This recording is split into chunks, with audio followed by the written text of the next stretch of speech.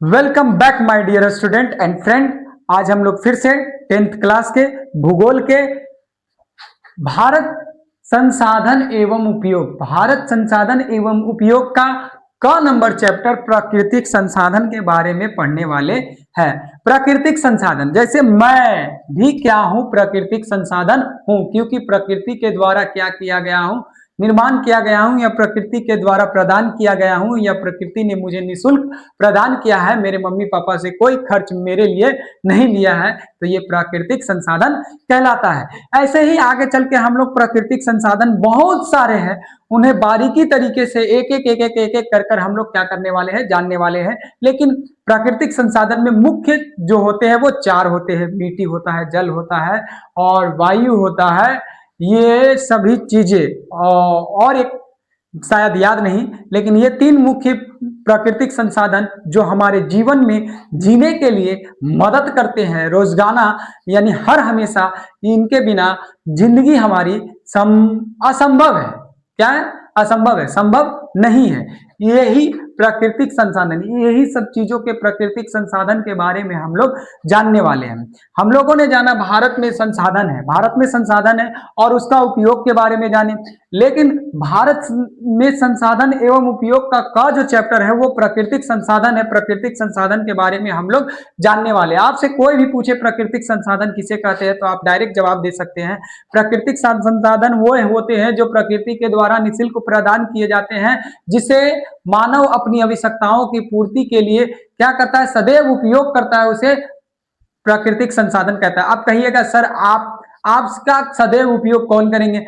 मेरे mummy papa मुझे क्या कर रहे हैं, हाँ, किसी ना किसी कारणवश उन्हें लगता है कि ये मेरे बुढ़ापे का क्या बनेगा, सहारा बनेगा, तो वो क्या भी करेंगे, हाँ, उपयोग कर रहे हैं, या उनका मैं उपयोगिक बनूंगा। ये आस्था है इनके, हर बातों को मैं परिपूर्ण करूंगा। इस कारण से मैं भी एक क्या हूं, प्राकृतिक संसाधन हूं, आप भी प्राकृतिक संसाधन हो। पर आपका फोन प्राकृतिक संसाधन नहीं होगा, क्योंकि वह मानव निर्मित है, मानव के द्वारा बनाया गया है। चलिए आइए, प्राकृतिक संसाधन में सबसे पहले हम लोग जानने वाले भूमि। हमारे आसपास अगल बगल में सबसे पहला कोई चीज नजर आ जाता है तो वो भूमि नजर आता है। भूमि और भू से भूमि, भू से भुगतान करने वाले होते हैं सभी इंसान। अगर भूमि अगर हम लोगों को अन्न दाना ना दे तो हम लोग क्या करेंगे, जिंदगी हमारी वही समाप्त हो जाएगी। भोजन को प्रदान करने वाली सबसे महत्वपूर्ण हिस्सेदारी निभाता है तो भूमि। कौन निभाती है? भूमि। तो भूमि क्या है, आखिर जानना होगा ना कि भूमि क्या है। तो कहते हैं भूमि मनुष्य की निवास स्थान है। भूमि जो है वो मनुष्य का निवास स्थान है, क्योंकि लोग निवास करते हैं, कहाँ निवास करते हैं, कहाँ रहते हैं, तो भूमि पर। कोई जल में तो रहता नहीं है, कोई भी मनुष्य जल में रहेगा नहीं। जलीय जीव भले जल में रहेंगे, लेकिन मनुष्य कभी जल में रहा नहीं है। तो भूमि मनुष्य का निवास स्थान है, इसीलिए इसे यह महत्वपूर्ण संसाधन भी कहा जाता है। इसीलिए इसको क्या कहते हैं, महत्वपूर्ण संसाधन कहते हैं। जो मनुष्य की सारी आवश्यकताओं की पूर्ति, जो मनुष्य की सारी आवश्यकताओं की पूर्ति प्रत्यक्ष या अप्रत्यक्ष, नहीं, प्रत्यक्ष का मतलब है सामने या किसी कारणवश, या पीठ पीछे, अप्रत्यक्ष का मतलब छिप कर, अप्रत्यक्ष का मतलब बिना छिपे हुए, प्रत्यक्ष या अप्रत्यक्ष रूप से क्या करता है, सहायता करता है या मदद करता है। चलिए, जैसे में मकान निर्माण, मकान का निर्माण कहाँ होता है? भूमि पे ही होता है। इसीलिए पहला उदाहरण मकान निर्माण। कृषि की जाती है तो भूमि पे ही की जाती है। दालहन तिलहन, सब्जी रोटी, दाल भात चोखा चटनी, ये सब अगर हमको खाना है तो उसके लिए अनाज कौन देता है? भूमि से प्रदान होता है। इसीलिए भूमि को भुलाइए नहीं। कभी कभी भी आपके दिल में ख्याल आ जाएगा, अगर किसान ना होंगे तो आपके भी बुरा हाल आ जाएगा। हम बिहार के हैं निवासी, इसीलिए भूमि के बारे में कह रहे हैं सबसे बड़ी बातें। और भूमि जो हमारी होती है, ये क्या करते हैं हम लोग, इसकी पूजन भी किया करते हैं।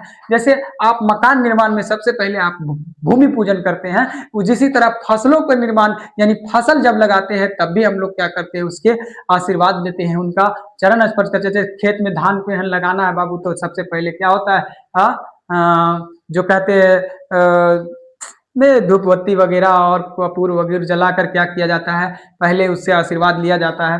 हाँ, तो इसी तरह से भूमि को क्या करते हैं हम लोग, भगवान की दर्जा देते हैं। हाँ, कि कृषि की जाती है। पशु चारा यानी पशुओं का चारा भी कहाँ होता है, भूमि पे ही होता है। आगे है, सबसे मोस्ट इंपॉर्टेंट पॉइंट है, और इस पॉइंट को हमें ध्यान क्या करना चाहिए, ध्यान में लाना चाहिए। यानी मान लिया जाए ये भारत की कुल भूमि है, ठीक है, ये भारत की कुल भूमि है।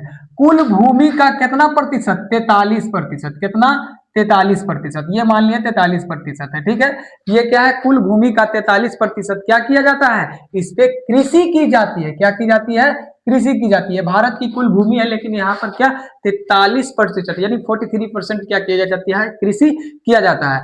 और ये जो 27% है, 27% क्या है, पठारी क्षेत्र है। क्या है, पठारी, पठारी क्षेत्र है। क्या है, ये 27% क्या है, पठारी क्षेत्र है। और जो बचा, क्या बचा, अब कितना बचा, 30%, 30% जो है वो पर्वतीय भाग है। क्या है, पर्वतीय भाग है। तो समझे, हमारी जितनी जनसंख्या है उतना क्या है, उतना लायक कृषि की जमीन नहीं है। किसी ना किसी कारणवश आगे आने वाले समय में हम लोगों को क्या करना पड़ेगा, हाँ, खाद्य पानी के लिए भी तरसना पड़ेगा, क्योंकि भारत की कुल भूमि में कितना प्रतिशत, 43% ही क्या की जाती है, कृषि की जाती है, जिसमें 30% तो पर्वतीय क्षेत्र है और 27% तो पठारीय क्षेत्र है।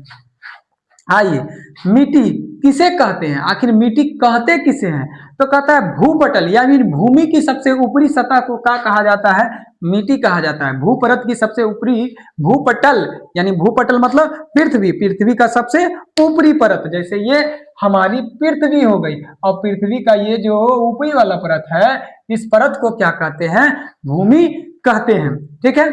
आगे कहता है मिट्टी का निर्माण कैसे होता है, आखिर मिट्टी का निर्माण होता कैसे है, ये कभी तो सवाल आएगा। तो कहता है मिट्टी का निर्माण सैलो, सैलो मतलब चट्टान, पत्थर, कुछ भी मिट्टी वगैरह, या सैलो, कहता है मिट्टी का निर्माण सैलो के टूटने फूटने से होता है। यानी टूटा पत्थर पर्वत टूटा तो क्या हुआ, हाँ, मिट्टी का निर्माण हुआ। सैलो के टूटने फूटने से मिट्टी का भौतिक या रासायनिक, भौतिक या रासायनिक तथा जैविक परिवर्तन के कारण होता है। ये नहीं कह दिए कि सैलों के टूटने फूटने से क्या होता है, मिट्टी का निर्माण होता है, बल्कि सैलों के टूटने फूटने से भौतिक, रासायनिक तथा जैविक परिवर्तन के कारण, तीनों परिवर्तन में से कोई भी कारण होगा तभी क्या होगा, मिट्टी का निर्माण होगा। चाहे भौतिक कारण हो, चाहे रासायनिक कारण हो, चाहे जैविक परिवर्तन हो, तभी क्या होगा, मिट्टी का निर्माण होगा। आगे चल के हम लोग पढ़ने वाले हैं मिट्टी के प्रकार, यानी मिट्टी कितने प्रकार के पाए जाते हैं। हमने आगे भी हम पढ़ाएंगे कि भारत में कृषि के आधार पर मिट्टी को 8 भागों में बांटा गया है, परंतु अभी हम पढ़ रहे हैं रंगों के आधार पर, क्योंकि हमारा रंग क्या है, गोरा है, इसलिए मिट्टी में भी रंग है, कई रंग है जिससे हम तंग है। इनके बारे में क्या करने वाले, जान लेने वाले हैं। कहते हैं ना, गोरे रंग पे न कर इतना गुरूर, देव तो ढल जाएगा।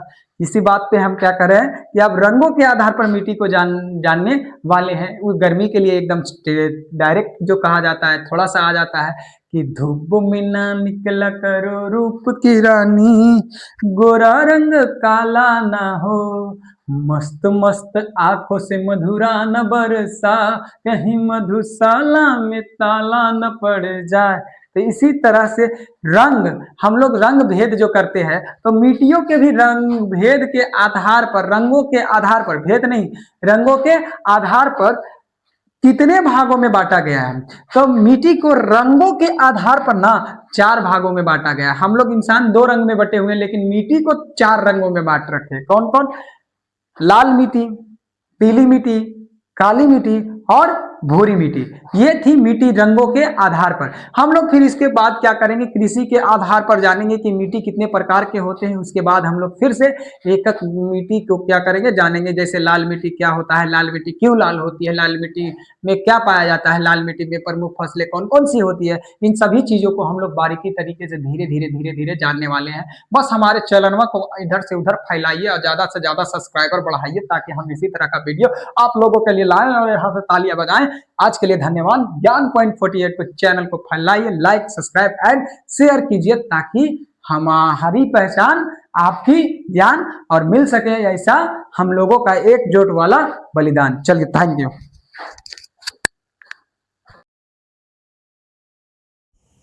ज्ञान 48 चैनल को लाइक करें, सब्सक्राइब करें और बेल आइकन को दबाएं।